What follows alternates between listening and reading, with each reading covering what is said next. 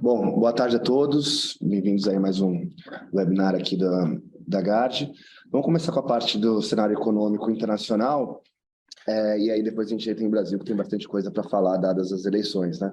Mas lá fora, basicamente, a gente não tem mudado o nosso cenário, né? A gente continua, enfim, vendo os Estados Unidos liderando esse processo de ajuste de juros, né? Na frente de todos os bancos centrais desenvolvidos, e quando a gente olha o que está acontecendo lá na economia deles, apesar de alguns sinais de desaceleração, né? Principalmente em setores mais expostos aí ao cenário de juros, quando a gente olha os setores que o Fed, né, está mais preocupado, por exemplo, a parte do mercado de trabalho, a gente ainda vê o mercado de trabalho bem apertado, tá? Então, eu trouxe aí os JOLTS, né, as vagas abertas por empregado, até parecia que ia ter algum tipo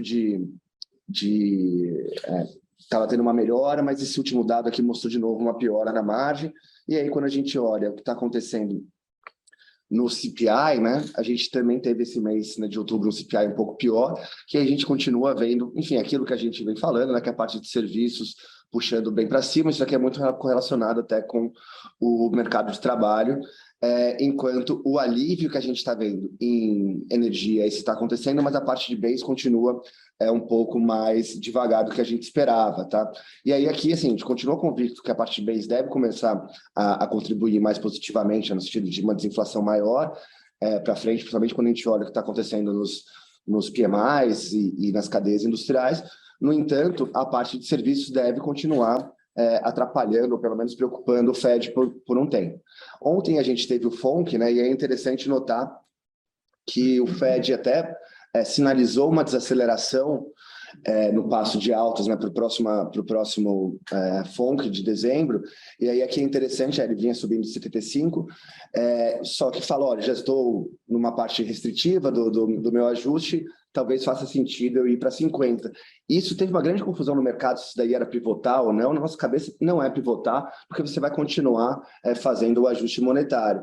Inclusive, quando ele, no Q&A, né, depois, ele foi muito claro em que, dado o que aconteceu durante o mês, e aí principalmente pelo esse CPI, a taxa final do Fed Funds deve ser mais alta, né? Então, o que a gente tem visto aí é que o mercado continua reprecificando essa taxa de juros mais alta no final, né, no final do ciclo, e aí ela sobe e já está acima de 5%. A gente imagina que ao redor de 5% deva ser aí a taxa final. No entanto, me parece que continua aí esse viés, seja pelo mercado de trabalho ainda apertado, seja pela inflação que tem dado sinais um pouco piores na sua composição, né?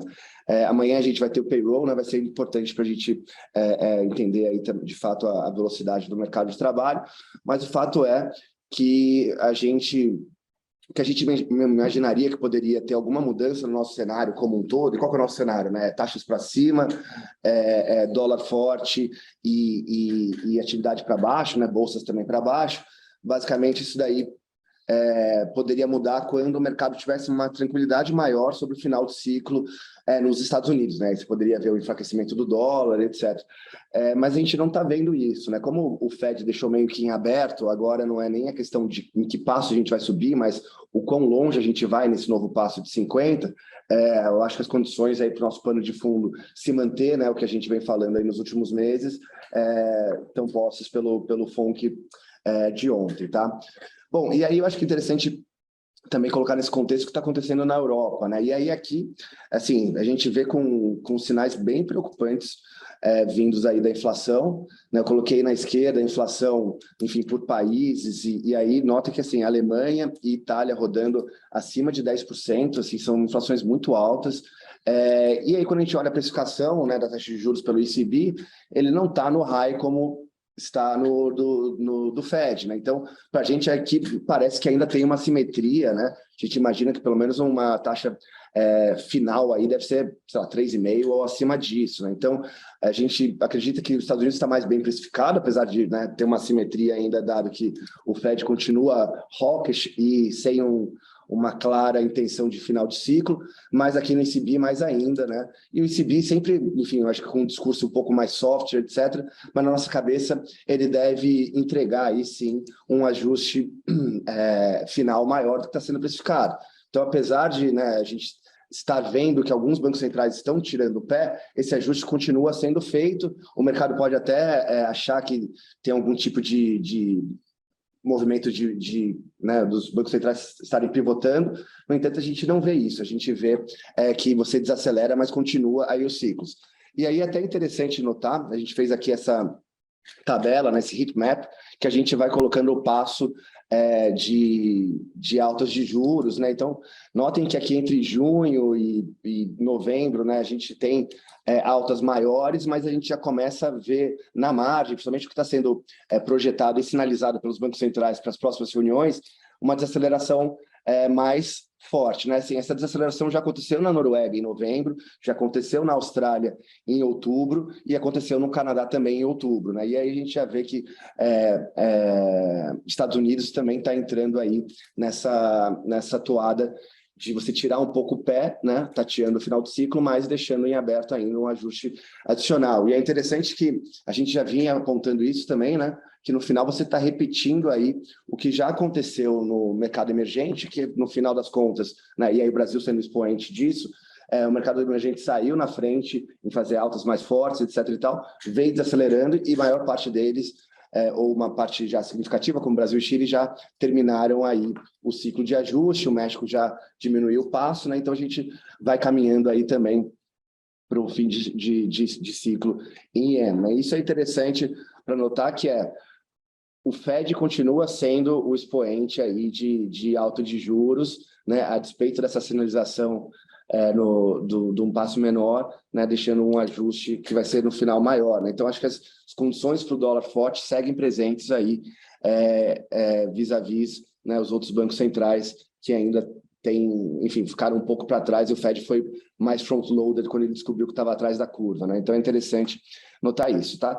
Bom, além disso, para terminar o nosso cenário internacional, de China a gente teve, acho que o grande evento foi o congresso, né, do Partido Comunista, que de fato sacramentou aí o terceiro mandato do Xi, né? E aí o interessante é que não houve mudança, né, ou nenhuma sinalização de mudança nas políticas econômicas. Então o que a gente viu mantém a política de zero casos Covid, né? Existia alguma esperança que isso daí poderia mudar depois do Congresso, ainda não mudou, e a gente ainda vê, né, o setor imobiliário sendo objetivo aí de uma desalavancagem maior. Então, tudo para dizer que a gente continua vendo aí uma depreciação da moeda, né, que está acontecendo, e o outro lado da moeda, que é essa atividade mais fraca, né, que a gente também tem visto na margem lá. E aí a gente tem que ficar bastante atento com a trajetória de Covid, etc., porque os lockdowns podem voltar a qualquer momento, né? Então, a gente sai com uma visão também aí mais pessimista com China, tá? Então, assim, no nosso mapa, né, não trouxe aí no mapa do campo minado, mas a gente continua vendo que os Estados Unidos segue mais forte e menos vulnerável a riscos como guerra e riscos geopolíticos, crise energética, etc. e tal, quando a gente compara com China e Europa, né? Então, por isso que enfim, a gente mantém aí nossa cabeça, pano de fundo de dólar forte, atividade mais fraca global e viés aí de alta para juros com essa demora da inflação ceder nos Estados Unidos e ainda acelerando em países como, por exemplo, na zona do euro, né? Então, basicamente é isso o nosso update de internacional. E aí eu vou vir para um tema mais espinhoso, que é a parte doméstica, né? E aí é interessante, porque assim, no final a gente tinha uma grande incerteza, né, que era a eleição, que a gente, enfim, imaginava que seria uma eleição super disputada, no final ela foi mesmo, né? A gente teve uma margem pequena de vantagem para o Lula, que confirmou seu favoritismo, e é interessante notar que os mercados após a eleição, né, vieram, os mercados, né, de ativos domésticos têm tradado muito bem, né? Tirando a parte de estatais, né, que eu acho que era até algo que a gente usava como termômetro, né? A gente mostrava lá o Banco do Brasil em relação aos outros bancos, a Petrobras em relação a outras empresas do setor, né? Mas e ali eu acho que tem pouca assim, é difícil você fazer uma narrativa que seja boa para essas empresas, dado que a campanha do Lula veio falando ao longo do tempo, mas é interessante que os ativos macro, né, performaram bem depois do segundo turno, né? E aí eu trago o real, né, contra uma cesta de moedas, a gente vê que ele outperformou em 5%, né? Então essa queda aqui pós segundo turno, e não foi só, né, a moeda que tem performado bem, mas o Ibovespa, né, de antes da eleição para agora sobe 2%, enquanto o S&P caiu mais de 4%, isso mesmo com a Petrobras, que pesa bastante, né, caindo bastante, caindo praticamente 7%. A gente viu o pré também, que hoje até está performando mal, mas caiu 3 bips, né, diante da eleição, enquanto o nosso pré de 2 anos, tá? Enquanto a Treasury de 2 anos abriu aí com essa reavaliação de final de ciclo nos Estados Unidos, abriu quase 30 pontos, né? Então, sim, chamou a atenção essa lua de mel com a eleição do Lula, e a gente, né, a gente foi bem crítico entre, enfim, a agenda proporcionada, né, no programa do Lula, vis-à-vis o que a gente imaginava que seria uma agenda do Bolsonaro, e a gente se questiona assim, o que está acontecendo? E aí eu trago aqui meio que qual que é o contexto, né? E aí eu queria começar com o contexto econômico, até trazendo um pouco da discussão, né? A gente esteve presente nas reuniões do FMI, que foi, enfim, na primeira quinzena de outubro, né? E era interessante que o Brasil foi apontado, né, como um dos bright spots aí no cenário global. É engraçado, todo mundo super pessimista para o cenário global, Fed fazendo demais, provavelmente você entrando em recessão, mas sempre que falavam do Brasil e também em alguma magnitude o México, né, eram países aí bem citados, né, do lado dos investidores estrangeiros, né? E aí, assim, por que isso, né? Então, acho que tem umas coisas estruturais, né? Acho que a primeira delas é algo que a gente vem falando também, né? A gente teve uma agenda muito grande de reforma nos últimos 6 anos, que nenhum outro país emergente teve, né? Então, desde o governo Temer, enfim, reforma da Previdência, trabalhista, as reformas micro, saneamento, autonomia do Banco Central, ultimamente tinha mostrado, né, a reforma do BNDES, que era uma revolução silenciosa, né? Sai o Estado e entra o mercado de capitais privado, assim, tudo que tem, acho que, motivos para a gente imaginar que deve ter um efeito positivo, né, no crescimento à frente, na economia à frente, né? Então, primeiro, a gente é uma ilha de reformas até então, tá? E o segundo é que o Brasil, assim como o México, está bem posicionado nesse novo mundo de, né, um eixo geopolítico China e Rússia, né? Esse negócio de você não quer ficar dependente aí de nações não tão amistosas, etc. e tal. E aí aparece, obviamente, o México do lado dos Estados Unidos, mas o Brasil também como uma economia com menos riscos e assim meio bem posicionada. A gente tem energia, tem commodities, etc. e tal, para esse mundo um pouco mais polarizado, né, bipolarizado. Então, acho que tem essas duas coisas estruturais que deixam o Brasil, né, eleito a ser um bom destino de investimento dos estrangeiros, até porque, assim, existe uma carência, né, de onde investir. China não dá para investir, Rússia não dá para investir, Ucrânia não dá para investir, Turquia não dá para investir. Então, Chile e Colômbia estão em trajetória ruim. Então, meio que sobra Brasil, México, talvez um pouco de África do Sul. Então, acho que tem essa parte estrutural que beneficia o Brasil. E aí tem uma parte, eu acho que conjuntural, nosso setor externo está super balanceado. A gente tem aumentado a projeção de conta corrente, né, para um déficit um pouco maior, de 2,5, mas ainda assim, quando a gente olha todo o resto, né, o nosso juro alto segura bastante. Então, assim, a parte financeira continua mais do que financiando aí o déficit de conta corrente, e a gente deve ver aí a continuidade de um saldo positivo, né, de fluxo cambial. E o segundo, que eu acho que é super importante, o Brasil foi o primeiro país a subir juros, subiu mais forte, parou antes e já está vendo uma inflação, né, uma queda à frente de inflação, né? Então, também é visto como o país que deve, né, cortar juros aí antes de todo mundo. Então, assim, essa sensação, acho que para os investidores estrangeiros, que o Brasil já tem um dever cumprido com a política monetária, também ajuda de maneira conjuntural essa visão mais positiva de Brasil, tá? E aí a gente pode falar de outras coisas, né? Além da inflação cadente, a gente veio revisando crescimento o ano passado inteiro, quer dizer, nos últimos 2 anos, né? Surpresas positivas de crescimento. Então, acho que assim, tem todo um case que o Brasil, de fato, teve um decoupling aí em relação ao mundo. E aí tem duas coisas. Então, isso aí é a parte que conta favorável, né? Eu acho que, a gente tem um cenário global que é mais desafiador ano que vem, porque a gente provavelmente vai ver um cenário recessivo, Estados Unidos, Europa, China recuperando mais devagar e tal. Então, acho que isso aqui algo que conta contra o Brasil, ou contra o mundo inteiro, e a gente tem um grande calcanhar de Aquiles, que é a sustentabilidade fiscal, a despeito de a gente também ter tido diversas surpresas positivas, né, por parte da arrecadação, de melhora aí enfim, 2 anos de superávit primário, a dívida que todo mundo achava que ia para, né, 100%, está abaixo de 80%. Então, assim, a gente parte de um ponto um pouco melhor, mas ainda assim a gente tem dificuldade em ver ajustes fiscais futuros que garantam uma estabilização da dívida, tá? Então, a gente tem esses dois lados, mas me parece que, assim,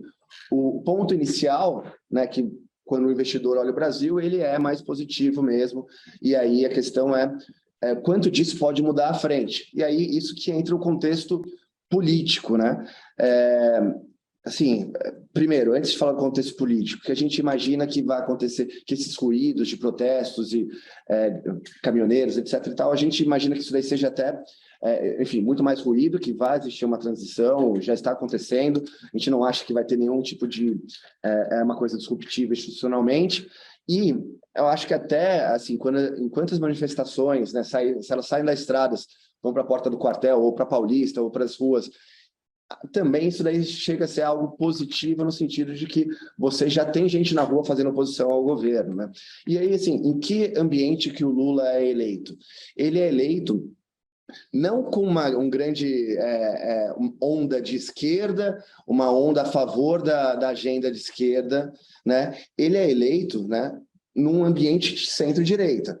Seja porque os governos estaduais, né, e o Congresso, e eu já mostrei isso no mês passado, né, consolidou-se aí uma posições de centro-direita, tá? Seja porque a própria aliança que ele teve que fazer, né, caminhou muito ao centro, trouxe o Alckmin, depois trouxe a Simone Tebet, né, pessoas que não compartilham a agenda econômica da esquerda, né, estrito sensu, do PT, tá? Então, assim, ele está num ambiente aí mais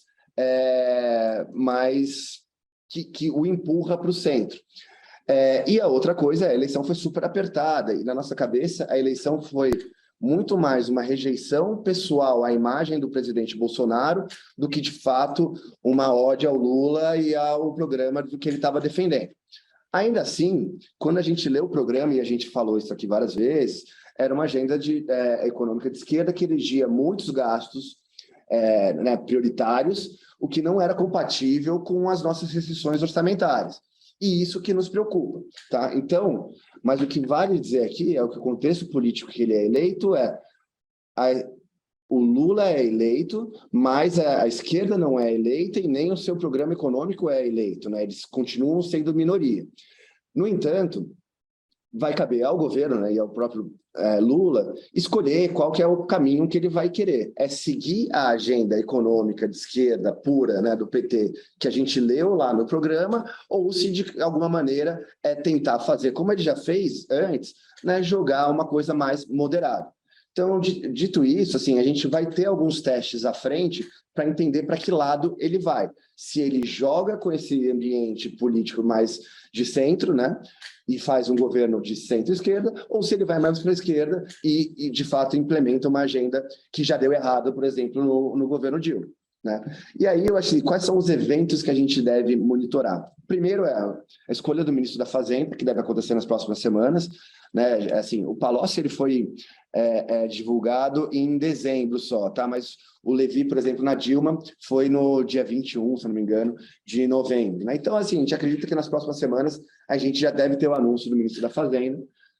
Tendo o anúncio do ministro da Fazenda, a gente vai ter a discussão sobre o waiver fiscal, né? Eles estão chamando de PEC da transição, é que no final o teto de gastos está válido.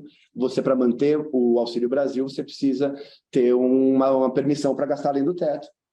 E aí, quando você pede essa permissão, você pode não só incluir os 50, 60, 70 bi que você precisa para Auxílio Brasil de R$ 600, mas você pode incluir mais um monte de coisa, né? E aí a gente vê desde números, acho que mais aceitáveis para o mercado de 100 a 120, até 200, 250, 400, né? Então, aqui também vai ser uma outra forma dele sinalizar se ele enxerga as restrições orçamentárias ou não. E aí, no final, isso daí deve acontecer até o final do ano, porque precisa ser aprovado, senão você não consegue pagar no começo do ano o Auxílio Brasil de R$ 600.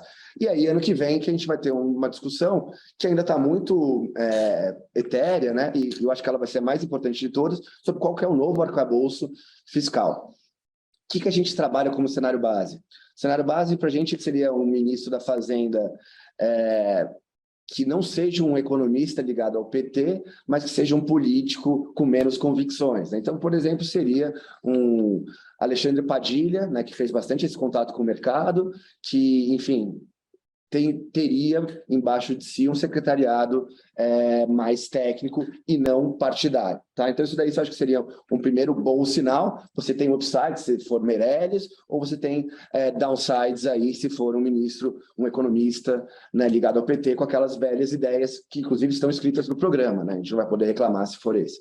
Mas o ponto é, a gente imagina que o Lula faça uma coisa meio do caminho. O waiver fiscal, a gente imagina que seja algo, enfim, perto de 120 bi, para conseguir pagar parte de algumas demandas, algumas prioridades que foram elencadas no governo, mas não todas elas. Então, vai ter um aumento do salário mínimo pequeno, real, vai ter um reajuste de servidor, que faz 3 anos que não tem, e vai ter o Auxílio Brasil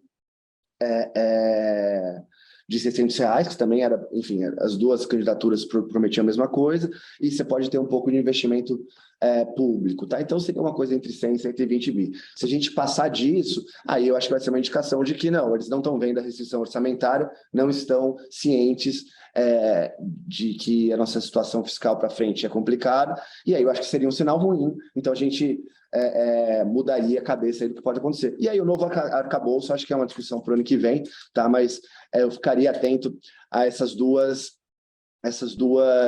coisas aí que tem no processo. Outra coisa, se a gente tiver já algum tipo de redução, né, de aumento para R$ 5.000, né, da isenção de imposto de renda, isso daí é um baque muito grande para as contas públicas. Também eu acho que já seria um sinal de que, sabe, ia desandar muito rápido. Tá? Então, dito isso, eu acho que se a gente for no ministro da Fazenda, políticos, né, e um waiver fiscal de 100, 120 bi, minha impressão, e aí não é consensual aqui, né, é que você, com todos aqueles contextos, né, econômicos que o Brasil está, né, um pouco no holofote aí do mundo, você poderia continuar essa lua de mel. No entanto, a gente tem como verificar e testar essa hipótese, porque a gente vai ter essas decisões que são cruciais aí nas próximas semanas, tá? Então, é mais ou menos assim que a gente está pensando, tá?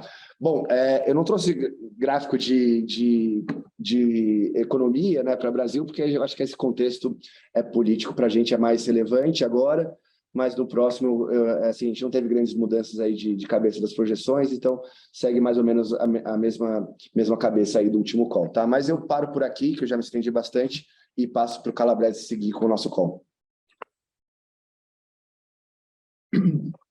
Obrigado, Ix. Boa tarde a todos. Como sempre, antes de falar um pouco da carteira, só um resumo do que foi o mercado mês passado, e acho que é um pouco essa história entre bancos centrais, né, os bancos centrais que começaram e que, inclusive, surpreenderam o mercado com aumento de juros menores do que o que o mercado estava prevendo, né, ou seja, uma mudança de posicionamento de vários bancos centrais, o Banco da Austrália, o Banco do Canadá, agora recentemente o Banco da Coreia. Então, assim, vários bancos centrais já com o discurso de que teve muito hype acumulado, tem que dar tempo para ver isso fazer efeito, e o medo aí de que se jogue os países numa recessão. Mas quando a gente olha a maioria desses bancos centrais que tiraram o pé, são bancos centrais cujo setor de house tem uma participação muito grande no PIB dos países e no endividamento das famílias. E nesses países, essas dívidas são todas pós-fixadas, ou seja, elas são muito mais sensíveis a esse aumento de juros que está acontecendo do que, por exemplo, Estados Unidos, em que as taxas são pré-fixadas e você afeta muito mais esse mercado na margem, né? Ou seja, reduzindo o apetite por novos financiamentos e, portanto, a gente tem visto aí uma pressão de baixa no preço dos imóveis e na demanda assim, por casas, né, por imóveis, as vendas estão caindo também. Acho que isso já fruto de todo esse aperto que teve nos Estados Unidos, mas muito mais assim nos novos financiamentos do que nos que já existem. Nos outros países, você aperta os que já existem, então você fica com um risco muito maior de que a parte muito grande da renda das famílias seja contaminada por esse aumento de juros e que assim elas sofram um aperto muito grande. Acho que isso é um pouco o que separa os dois approaches. Eu acho que, inclusive, de novo, teve um artigo daquele jornalista que é visto como porta-voz aí do Fed como para pedidos de blackout, em que ele comentava a possibilidade grande do Fed reduzir o passo a partir de dezembro, e isso gerou aí no mercado essa expectativa de pivotagem, né? Ou seja, a Fed agora desacelera e para e começa a cortar rápido, o que no final acabou revertendo o mercado de bolsa, né? E até os primeiros 10 dias do mês as bolsas americanas vinham caindo e depois elas se reverteram, acabaram aí, assim, que acabou com uma alta em torno de 8% no mês, né? Isso afetou o dólar também. Acho que como o mercado vinha muito comprado em dólar, o dólar acabou o mês perdendo de várias moedas, tudo em função um pouco dessa narrativa e tudo, assim, não que desfeito, mas recalibrado na reunião de ontem, né? Quando o que ele falou a gente tem realmente um acúmulo de hikes que vão fazer um efeito com lag. Isso a gente já comentou aqui nas outras reuniões, e, portanto, acho que a gente pode vir a diminuir, o que não quer dizer que a gente terminaria o ciclo mais cedo. Aliás, o ciclo deve ir acima do que o mercado precifica. E acho que no final isso é que acabou ocasionando essa correção na bolsa, correção nas taxas e essa correção no dólar. Ou seja, a gente voltou agora em novembro no antigo ciclo de juros americanos para cima, dólar para cima e bolsa para baixo. Mas o mês passado aconteceu o inverso, né? E finalmente tem aí os dois bancos centrais, os grandes bancos centrais que estão atrasados, que é o Banco Europeu e o Banco do Japão.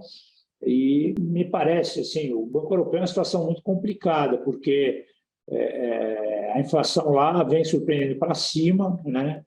Inclusive a atividade vem surpreendendo para cima, quer dizer, se esperava um impacto muito maior, não só dos juros, mas do aperto monetário, mas também da guerra, do problema da energia, etc. E lá a situação vem, obviamente, sofrendo, mas até menos do que se esperava, e a inflação continua ainda muito, muito forte, a parte de serviços muito pressionada, o mercado de trabalho ainda muito aquecido, e o ECB assim muito dividido, né? Então, nos parece aí que em algum momento a realidade vai ter que se impor na Europa e também no Japão, né? O Japão continua com o mundo de um país que, assim, todos os vetores seriam para uma alta maior da inflação, e a inflação sobe, né? Comparado com o histórico, está até chegando a 3%, mas você não vê isso em salários, com desemprego de 2,5%. Então, eu acho que eles vão conseguir levar essa política deles aí de capeamento da curva longa de juros por mais um tempo, mas acho que em algum momento isso também vai ter que se normalizar. E por enquanto o que eles têm feito eles fizeram duas grandes intervenções esse mês passado no mercado de câmbio, né? Já venderam em torno de 50, 60 bilhões de dólares aí para tentar segurar o ien dentro desses 150, um pouco abaixo, né? E aqui no Brasil, acho que é um pouco isso que o Ix falou, quer dizer, a gente tem mesmo uma visão para as agendas bastante, assim, nos preocupa bastante essa agenda que até agora foi o que circulou, Porém, o IX estava lá no FMI e realmente sentiu esse mood um pouco mais positivo para o Brasil, pelos estrangeiros, né? E a gente acho que isso acabou mesmo se materializando aí recentemente em fluxo para a bolsa, entrou bastante dinheiro para a bolsa e no câmbio também. Então acho que foi importante ter passado por lá, ter conversado com as pessoas, ter trazido um pouco esse cola que assim nos ajudou um pouco a temperar o nosso pessimismo com a agenda, com a visão mais otimista do pessoal de fora. Bom, dito isso, acho que assim, foi um mês olhando aí para as diversas linhas, quer dizer, a história foi a história de bolsa, quase que o contrário do mês anterior, em que a nossa posição foi pega aí, né? A grande posição de bolsa nossa é o short US, e quando você teve essa virada, seja por essa narrativa, seja assim por muitos fatores técnicos, aquelas CTAs, né, aqueles fundos sistemáticos que foram comprando bastante aí ao longo do mês, você teve um mês em que o bear rally foi bastante forte, isso acabou explicando aí essa perda no mês de bolsa que basicamente levou o fundo para o negativo. Essa posição, ao longo do movimento, a gente foi reduzindo e voltou a reconstruir, a gente segue vendido na bolsa lá fora. A diferença é que agora a gente assim, foi pós-FMI e um pouco com a impressão que a eleição ia ser muito justa, né? A gente começou a retomar um pouco as posições de bolsa local, né? Então, NET hoje a gente tem já uma posição positiva, um pouco positiva, mas comprado aqui e vendido lá fora. NET positivo, não muito grande ainda. Tá? É muito aqui da posição local, long and short, mas passamos também agora a ter direcional. Continuamos fora das estatais, né? Achamos que as estatais vão sofrer um pouco, ou vai ter muito ruído até que o novo governo decida como é que vai ser a atuação dele junto a essas empresas. Então, bolsa foi isso, a parte de... o resto, assim, commodities continuou naquele nosso combo comprado em petróleo, vendido em ouro. As duas linhas andaram, o ouro andou menos, mas andou, o petróleo andou mais. Foi um mês em que o petróleo subiu aí quase 8%, recuperando parte das perdas anteriores.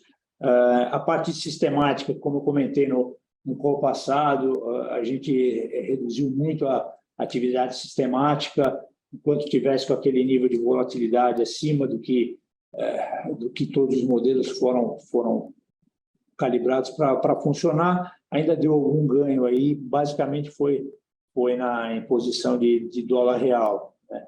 Moedas foi assim, a parte de lá de fora, literalmente zero, a gente ganhou com todas as posições vendidas na Ásia, né? A moeda chinesa, o dólar de Taiwan, e perdeu nos shorts de Europa, principalmente o pound, o euro, que subiram ao longo do mês com essa história do pivô americano, e aqui a gente estava comprado, performou muito mal, que foi o franco suíço, né?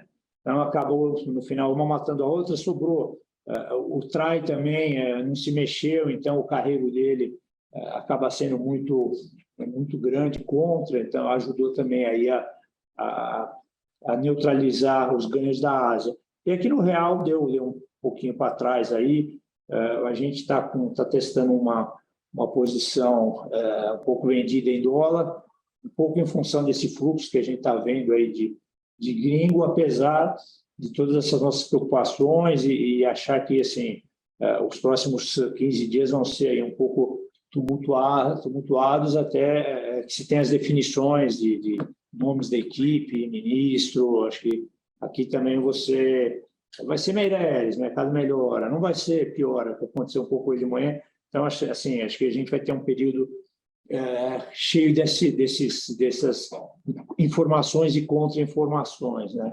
Bom, vamos ver.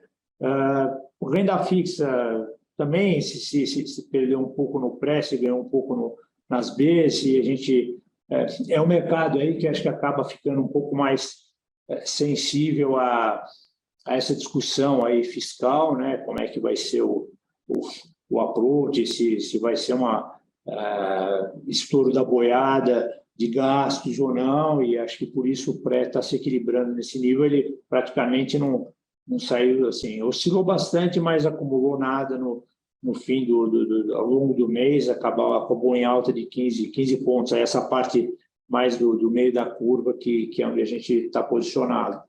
E tem um pouquinho de posição nas Bs também, é um pouco menor que a do pré, e também na parte central da curva, e é isso, né? É um pouco do que a gente já vem falando, é muito juro real, em algum momento isso vai ter que baixar por bem ou por mal, né? Ou porque você fiscalmente consegue se equilibrar, ou porque a inflação se descontrola. Então, no final, assim, o nível desse juro real parece bom, mas é um mercado bastante bom. O mark to market não é tão bom, então é um mercado com Sharpe um pouco pior, né? Aí a parte de bom, tem o cupom e as taxas lá fora. Taxas lá fora é um pouco mais fácil, assim, a gente ganhou os Estados Unidos, perdeu a Europa, e acho que assim a Europa é uma posição que a gente quer insistir, vai inclusive aumentar essa posição aos poucos. Acho que é muita inflação para pouco juro, para um board muito dividido, e acho que assim, quando a gente olha as taxas finais de todas as curvas de G10, assim, a Europa ainda depois do Japão segue sendo a mais baixa, com a inflação seguindo como a mais alta. Então, eu acho que esse 2,75 que está na cabeça do ECB me parece pouco. A curva agora tem um pouco mais, e a gente acha que vai acabar acontecendo um pouco o que aconteceu com o Fed, né? Começou achando que ia ser uma alta até 2,5, 2,75, e agora está dizendo que os 4,75 que estavam na curva não iam ser suficientes. O mercado já está acima de 5. Então, acho que essa vale. E outra que a gente está começando a montar de novo, com calma, devagar, mas acho que é a posição que daqui até março vai ser construída aí, de novo, o tomado de 10 anos no Japão.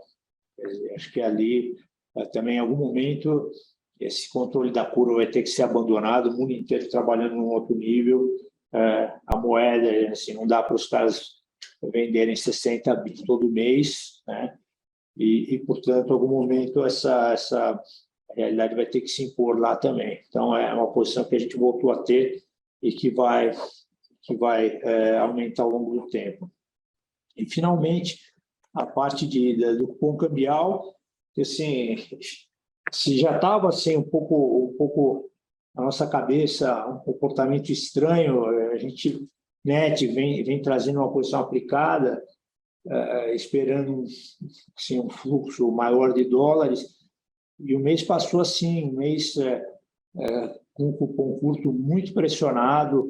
O Banco Central fez linha, inclusive para tirar um pouco dessa pressão, para injetar spot no mercado, e continuou pressionado. E hoje saiu o fluxo da semana, foi muito forte, da semana passada, o que está dando no mês quase 2 bilhões, aí, em torno de 2 bilhões de dólares de fluxo positivo. Então, assim, não é normal você ter fluxo positivo e, ao mesmo tempo, uma alta muito forte da parte curta. A gente, como saiu agora há pouco esses dados, a gente ainda está investigando para tentar entender por que uma coisa não se refletiu na outra. De qualquer forma, o tamanho das posições que a gente tinha, 17 bases, foi assim, um resultado que eu considero excelente. Assim, a parte das curvas ali acabaram ajudando a proteger muito isso daí, porque a parte curta subiu 90 pontos, né? Então, entre 90 e 70 pontos ali, de um mês para o outro, uma alta forte, uma posição que a gente tinha na ponta contrária, mesmo assim deu aí para minimizar as perdas. Então, acho que assim, um pouco isso, acho que tem a impressão, do jeito que a gente vê lá fora, eu acho que essas posições, sim, o mercado está muito volátil, então, quando a gente olha resultado mês a mês, às vezes assim, é um pouco chato ter que estar aqui, perdeu em bolsa, um pouquinho negativo lá fora, tal, mas eu acho que a bolsa tem que ir para um nível um pouco mais realista. Acho que foi muito técnico o que aconteceu. Saíram vários resultados ruins, com guidelines ruins. As grandes techs, por exemplo, sofreram boas perdas quando divulgaram os balanços. Então, é um pouco essa a nossa teoria, né? Que você tinha reprecificado o juro e não tinha reprecificado os earnings, né? E acho que os anos do terceiro trimestre mostram mesmo que talvez essas projeções de crescimento para esse ano e crescimento para o ano que vem tenham que ser revistas, até porque o Fed, o que ele tem falado é que assim, ele está muito mais preocupado em cumprir o mandato de inflação do que ficar dando sustentação à Bolsa. Tá? Então, acho que essa posição aí, só que é isso, o mercado de, às vezes, tem os técnicos, o fundamento de um lado, o técnico do outro, muitas vezes o técnico se impõe ao fundamento até por um período de tempo mais curto, depois o fundamento se impõe. E Europa também, eu acho que, assim, a Lagarde até agora à tarde estava falando um pouco mais duro, em algum momento eles vão ter que agir para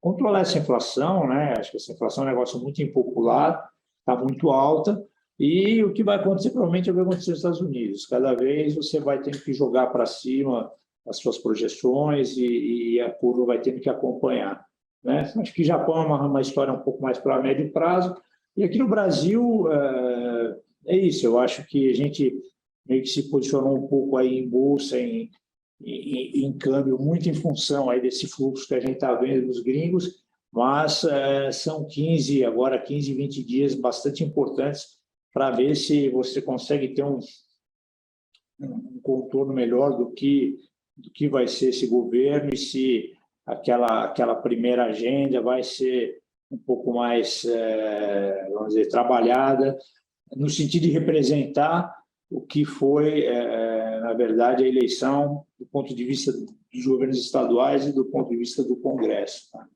Acho que é isso. E a gente fica aí à disposição para eventuais perguntas. Pessoal, a gente tem algumas perguntas aqui que os participantes já deixaram.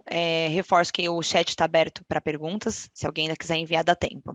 A primeira pergunta é para o Calabrese. Qual o price action dos ativos brasileiros mais impressiona após as eleições? Que leitura do mercado tira desses movimentos? O primeiro deles, o dólar abaixo de 5,10, com o CDS aproximado de 270 bips, juros longo fechando, ou o Ibovespa acima de 117 mil pontos?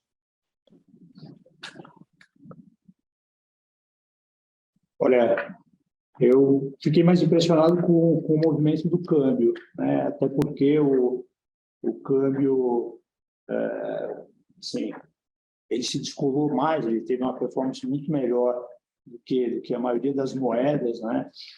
E no momento em que eu via, como eu falei, a linha ali muito pressionada, ou seja, a impressão é que o fluxo não estava vindo, o fluxo que a gente estava esperando não estava vindo, e o câmbio teve aí um mês de 4,5% de apreciação.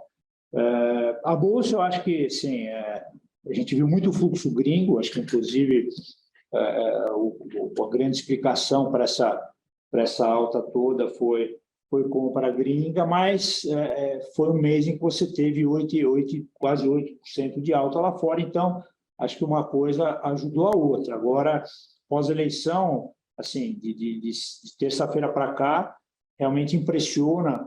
O S&P tem aí quase 3% de correção e aí o Bovespa está flat. Então, a impressão que me dá é isso, que aquilo que o Daniel comentou, dos estrangeiros estarem aí entusiasmados com o Brasil, e que a gente tem visto esse fluxo, parece que isso realmente é verdade, não era só narrativa lá de reunião de FMI e tudo mais.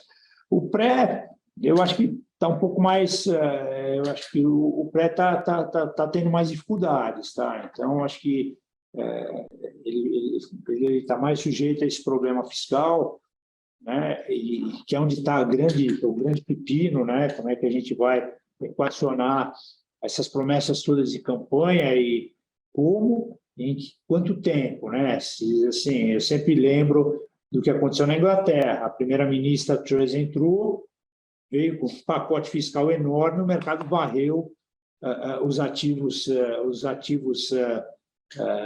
ingleses e varreu a primeira-ministra também, né? Caiu em um mês.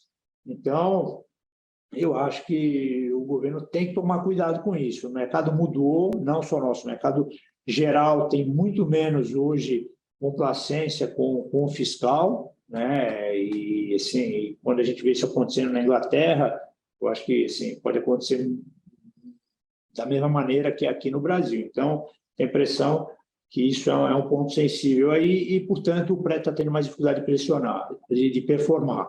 Os outros mercados, acho que assim, é mais uma explicação de estrangeiro do que de local. Obrigada, Calabrese. A próxima pergunta é para o Wix. Para a economia brasileira, na sustentabilidade fiscal, quais os riscos externos, ou seja, o que estão fora do nosso controle, que mais preocupam? A China, com a queda das atividades, a subida dos juros nos países desenvolvidos ou outra? Eu acho que China, tá? Assim, acho que o que pode vir mais... Porque, assim, no final, a subida de juros ela vai acontecendo e você vai... Obviamente, se o Fed for para 6, 6,5, 7, acho que é um risco para a gente. No entanto, isso daí vai acontecendo aos poucos e assim, quando eu olho os dados de inflação, eu não vejo isso acontecendo.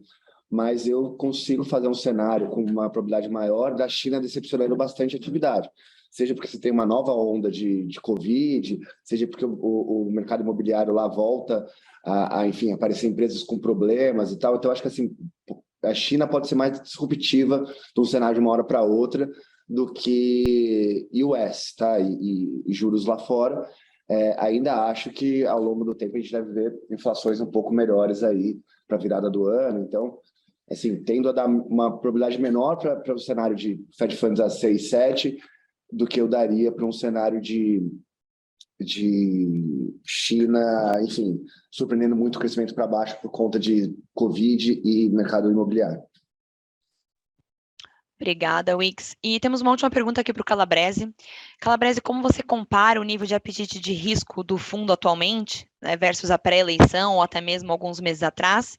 Os preços e cenários estão mais favoráveis para a Risk-On? Eu acho que, assim, uma das maiores assim, dúvidas para nós era realmente esse tema da eleição, que a gente achava que era uma coisa muito apertada e realmente foi, e pelo menos agora a gente tem, eu acho, uma definição de quem é o governo e começa agora essas derivadas, equipe, etc., que vai realmente sobrar da agenda, etc., mas para nós a gente se sente um pouco mais confortável agora para poder fazer posição, nem que seja, não te diria risco-on, por enquanto é muito em função dos estrangeiros, mas se tiver que mudar de lado, a gente muda sem problema nenhum. Pelo menos agora a gente sabe para que lado o Brasil vai caminhar, né? Essa primeira dúvida saiu e, portanto, do ponto de vista da alocação, a alocação tende a aumentar, né?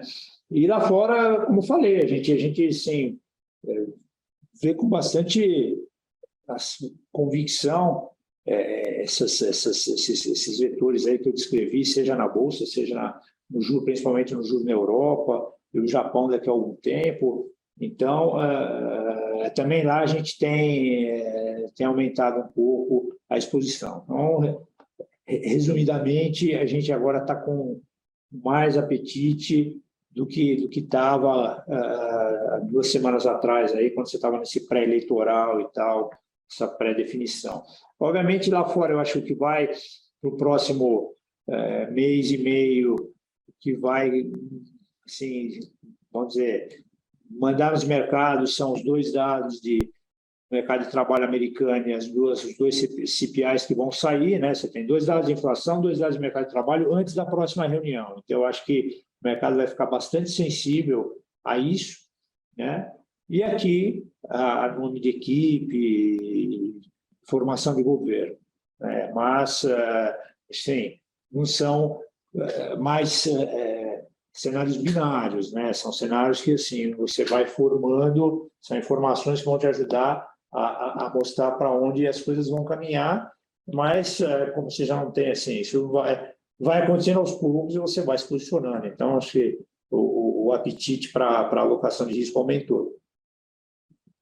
Perfeito. Temos mais uma última pergunta aqui, sobre as declarações de membros petistas hoje sobre Petrobras. Se vocês acreditam que vem chumbo por aí com a estatal. Eu acho que é o target, né? Assim, o que talvez pode completar, mas eu estava conversando com isso com o Eduardo Biancheri, né, que é o nosso gestor, em que parece que a estatal ali, a gente não sabe o quanto que você vai conseguir mudar a política de preço, né, que eu acho que também está na mira, mas eles conseguem facilmente mudar a política de investimento. Então, ao contrário do que foi feito, né, e hoje foi anunciado mais um dividendo acima de 40 bi, me parece que vai ser um mundo onde a Petrobras não vai distribuir dividendo e vai voltar a investir que nem doida, que nem fazia lá, o que é ruim para a companhia, né? Então, assim, parece que tem espaço para uma deterioração grande e eles estão falando isso aí da Petrobras, né? Acho que não estão escondendo nada. Perfeito. Pessoal, a gente não tem mais perguntas hoje, a gente já está caminhando para encerrar o webinar. Só queria deixar um recado para vocês, o nosso fundo Paris, com a seguradora Icatu, o fundo que replica o Portos para a Previdência, ele completa 6 meses na semana que vem, então a gente começa a divulgar o resultado em breve para vocês, mas quem tiver interesse pode entrar em contato com a gente para conhecer um pouco mais do produto. E siga a gente nas redes sociais, e lembrando que esse conteúdo vai ficar gravado no nosso YouTube, assim que a gente tiver o link disponível, e a gente agradece a participação de vocês e nos vemos no próximo webinar. Obrigada.